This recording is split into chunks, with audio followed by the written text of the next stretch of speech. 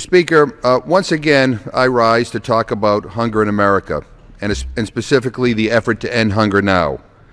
Mr. Speaker, hunger is still far too prevalent in America. There are more than 50 million people in this country who don't know where their next meal will come from. 17 million of those hungry people are children. 17 million, Mr. Speaker. That breaks my heart, especially when we have a way to end hunger in this country. It doesn't have to be this way. The truth is that hunger is solvable. We have the means, the infrastructure, and the food to end hunger. We just don't have the political will to do so.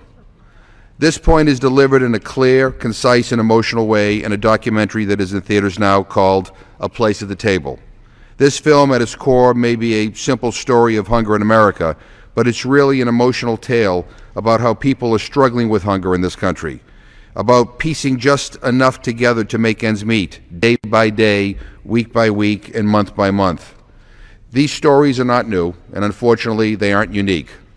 We don't have to look far to see a working mother who struggles to provide nutritious food for her children. We don't have to look far to see a young girl who struggles in school simply because hunger prevents her from concentrating in the classroom.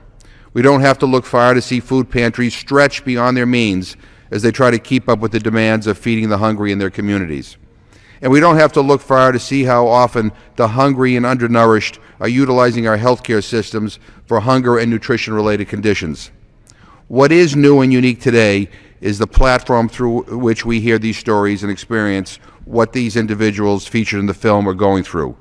The stories told by the directors Christy Jacobson and Laurie Silverbush weave together the heartbreaking history of how we went from almost ending hunger in America in the late 1970s, thanks in large part to the bipartisan cooperation led by Senator George McGovern and Senator Robert Dole, to now more than 50 million hungry in this country.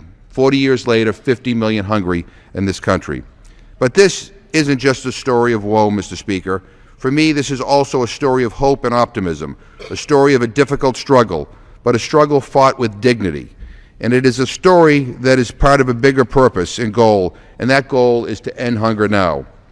At its heart, the point of this documentary is that we can end hunger now. And I'm pleased and impressed that a strong, coordinated social action plan accompanies this film. This comprehensive plan can be found online at www.takepart.com/table. And I encourage everyone to take a look at this website.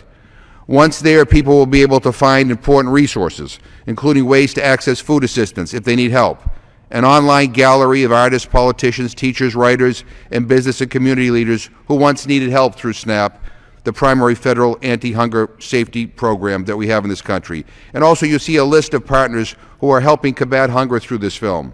Most importantly, it outlines ways that people can help make hunger a national priority, and it includes specific actions that people can take in their communities.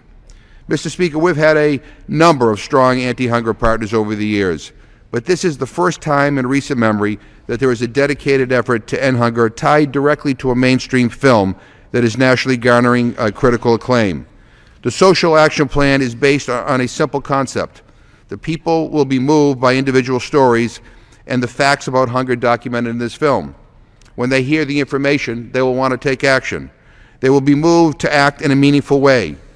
Through this website, people can take part in simple actions like contacting their elected officials or volunteering to work with local organizations that are making a difference in their communities. Organizations like FRAC, Feeding America, Share Our Strength, Bread for the World, DC Central Kitchen, AmpleHarvest.org, Why Hunger, and Wholesome Wave, just to name a few of the 30 organizations allied with this film.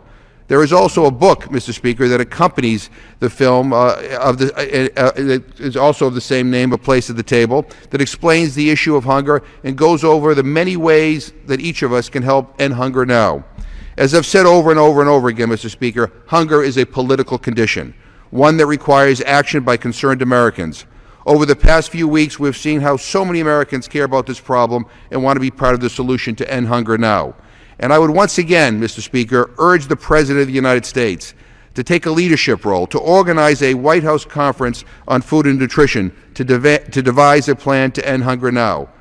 Mr. Speaker, with partners like those behind a place at the table, along with their social action plan, we can make a real difference. We can end hunger now. And it is also my hope, Mr. Speaker, that this Congress will step up to the plate and join in the effort to end hunger now. It is our moral obligation. It is the right thing to do. Now is the time. I yield back my balance of my time.